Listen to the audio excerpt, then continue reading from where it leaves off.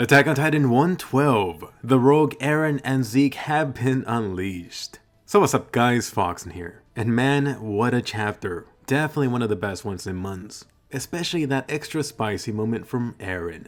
There's a lot I want to talk about here. But screw it, let me actually just jump into where Eren appears. Why hey there, a wild Eren appeared. This guy already cut himself in preparation.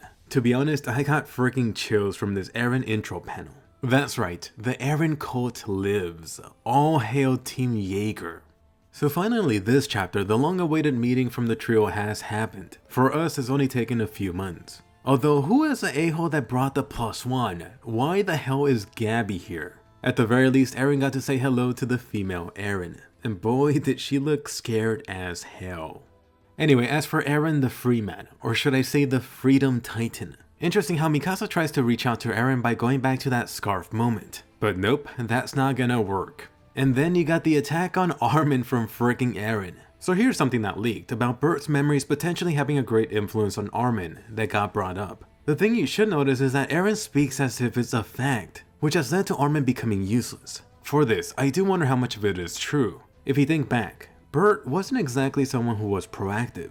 Armin on the other hand seemed to progress past that. You could even argue that Armin took a few steps back during the time skip. So who knows, perhaps Eren is correct. But really, I want to get into the talk about the Ackerman Clan. Titans in human form confirmed. Or are they just mini titans? Either way, Mikasa's been cheating. Why was Mikasa so powerful? She's been this human-sized titan this whole time.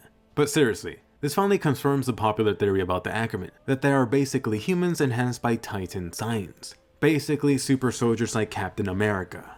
Oh my god, Mikasa's father just got screwed over. More interesting is the fact that Mikasa and Levi's overpowered abilities got explained. Ackerman's actually got access to all this battle experience from previous Ackerman.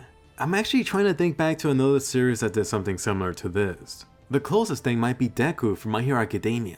Either way, Eren really doesn't mention past, but surely they should be connected via those. I'm also wondering, is this only talking about past Ackerman, or does Mikasa's power potential currently include Levi too? Think about it. Then you have Eren doubling down with giving some information about the Ackerman bond. Mikasa has obviously latched onto Eren, although how much of this really was of her own free will? Was it all due to her Ackerman blood? I really do hope they explain this in full detail, since if it's really 100% due to the Ackerman blood, it feels like it's taking a lot away from Mikasa, and even some from Levi.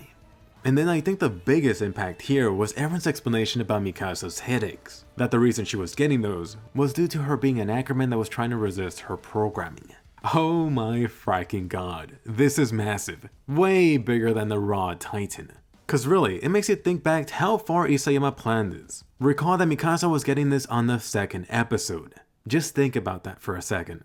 On top of this, Eren claims that Mikasa's true self was lost that day. So cue in the people saying this is why Mikasa has no personality. Oh. But really, this would actually explain Mikasa's lost girl story even more. Perhaps that little girl was a true Mikasa.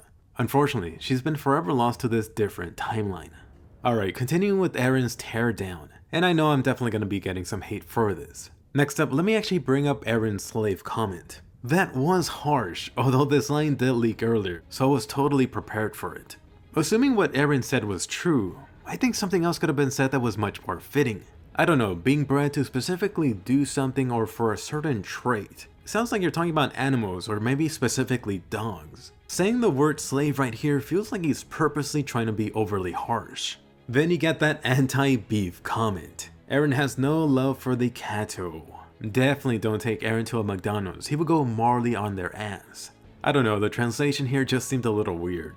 And then the Mikasa breakdown moment. So yes, Eren has been successful in making Mikasa cry. I've seen a good amount of you saying that Eren should die because of this. I'm not even sure whether some of you are joking. Alright, so here's where I'm going to become Mr. Unpopular. Let me first mention that Mikasa has been one of my favorite characters from season 1. Unfortunately since then, you really haven't gotten too much out of her. Whether that was actually words or development. Now that Eren has in a sense freed Mikasa from himself, to the point where she's just broken down crying. So yes, I feel horrible just seeing Mikasa crying, cause it's her. I mean, who likes seeing one of the characters they are a fan of crying? That was part of me anyway. To be honest, part of me was freaking enjoying this. Finally, we're getting this pretty deep moment from Mikasa from her breakdown. And I just love the potential and possibilities this brings going forward. Hopefully now that Mikasa's not restricted by Eren, she's gotta be on her own now for a while and start growing and developing further. Anyway, you could go ahead and chime in down below. Anyway, back to the Ackerman stuff. For a while, I was questioning how much of what Eren was saying was actually true about the Ackerman. But then he had this moment where Mikasa slammed down Armin almost just being like a robot. Again, going back to the programming thing. It really looked like her body moved on her own, and she even had no idea why. That's what her face said. Perhaps what Eren is saying isn't too far off. Then, for Armin's actual Eren smash. Dude, that was like a little kid punching a boxer at this point. Eren could take the abuse. He's taken worse. Just ask Levi.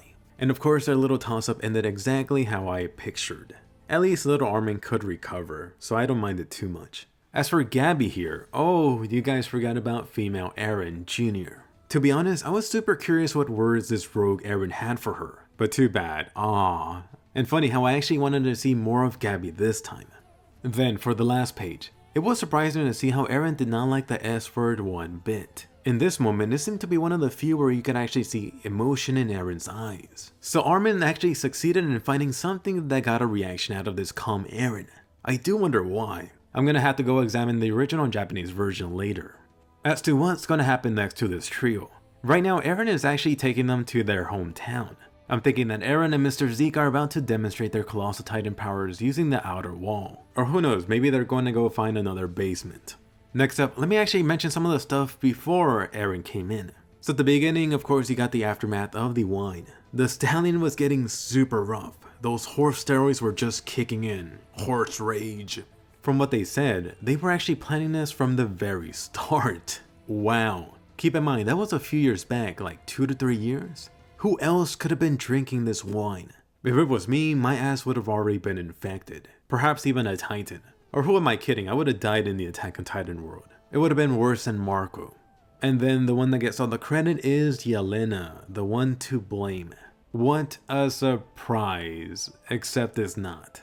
Right here, Niccolo claims that there's only high-ranking officials, but how about Hanji, Levi, Pixies? Better go ahead and check the tea and coffee that they brought too, cause Zeke must have his juices all over that. I really have a feeling that wine isn't the only thing they've been infecting.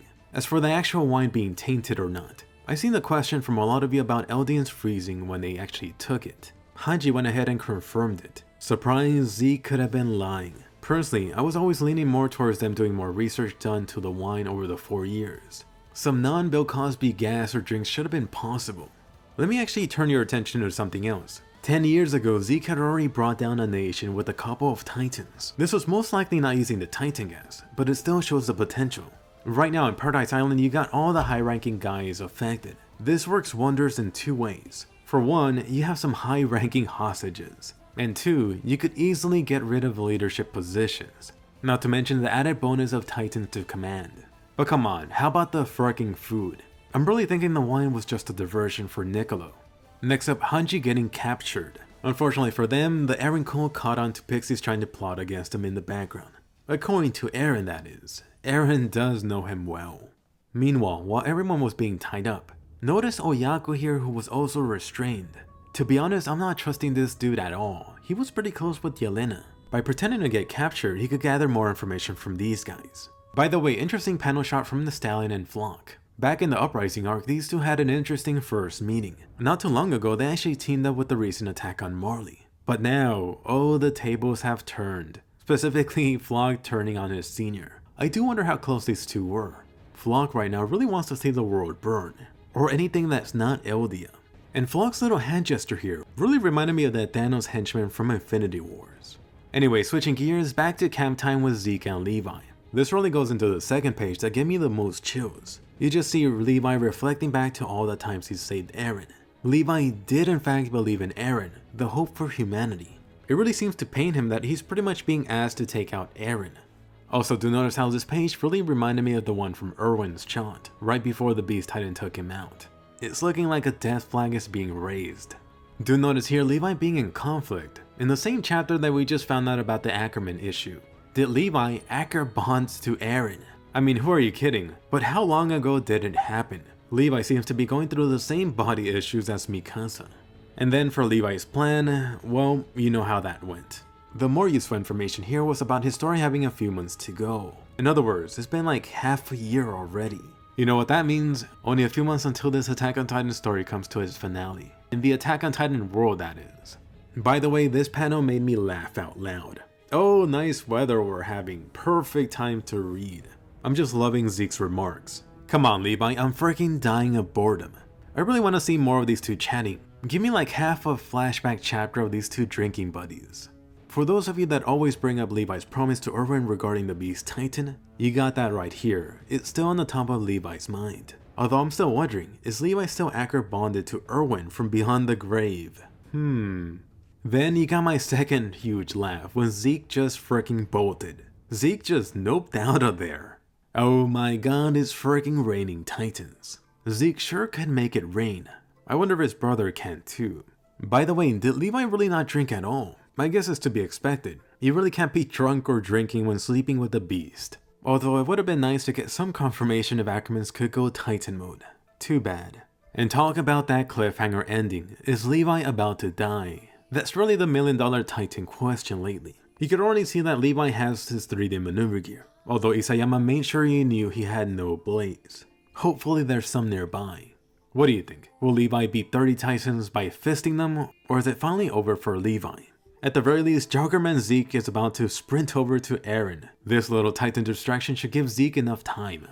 I still have a couple of things to say about Eren, but let me mention this about the follow-up discussion next week. You could actually go ahead and start sending your questions in right now. Just be sure to include the hashtag AttackOnTitan112. You might be able to see your Twitter question on my next video.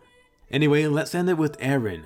The main topic from this chapter is how harshly Eren is acting towards his buddies. And I do want to have a full video on this soon. Is someone controlling him, or is he faking it? It really is looking like Kogias all over again. Or an Uchiha. Someone tell me if I'm close. I'm not an expert on Boruto's dad. Which really means that Eren is faking this whole thing just to get Armin and Mikasa to get away from him. And I really do hope this does Mikasa some good. I got a feeling that Eren's being truthful, or mostly truthful. He's pretty much embodying the idea of freedom. Freed Mikasa and Armin from himself. It would also free Mikasa from her Titan programming. But back to the question about whether Eren's being truthful or being controlled. Eren could actually be completely honest, or pulling a Lelouch to ultimately sacrifice himself. The thing is, there is one problem with that, is that in whatever Eren is doing next, he's bringing Armin and Mikasa along with him. Let's see if he ditches them next chapter, and I do expect the next chapter to be even huger than this one. Anyway, that'll be your question of the day. What is going on with Eren? Do you think Rogue Eren is faking, or is Eren completely evil now? And what's gonna happen to Levi? Can he take out 30 Titans by himself? No weapons. And I'm really curious how you feel about the whole situation regarding the trio. Anyway, definitely give us a colossal thumbs up and subscribe. If you're new to the channel, you could enjoy juicy Attack on Titan videos here every week. Today is Petra's birthday, so I did a quick video on her. And a new Attack on Titan video is coming out tomorrow. And don't forget about the follow-up discussion next week. So hit on notifications and I'll see you guys later.